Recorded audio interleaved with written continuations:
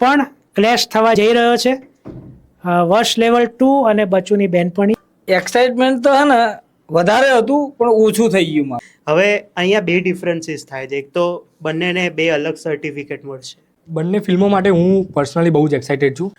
આ સવાલ તમે જે સિદ્ધાર્થ પર કર્યો ને એ સવાલ જો થાત જ નહીં જો બંને ફિલ્મોનો ક્લેશ ન હોત. સૌથી પહેલા તો આ લોકો જે ડરે છે ને મારા પહેલા રિવ્યુથી એટલે બધું રેડી હોય સેટઅપ, એટલે કરીને 1.5 કલાકમાં તો રિવ્યુ લે. આ ભાઈ કારમાંથી રિવ્યુ કરનાર. એટલે આ અમારું એવું છે, અમે બધા ગાવસ્કર ને એન્ડી રોબર્ટ્સ છીએ. હું હમણાં ભલે અમે વ્યૂ માટે વાંચતા હોઈએ પણ અમે અલગ મલકની ચર્ચા કરતા હોતા. હાવ કાઠિયાવાડી ભાષામાં કહું ને તો કેવી ફિલ્મો ચાલે છે તો કે ભાઈ જે પ્રોડ્યુસરના ભાગ હારા હોય ને એની ચાલે છે. તો અમને તો ક્યાંકથી હવે ખબર પડી છે કે ફેમિલી ડ્રામા તો ચાલતા જ નથી.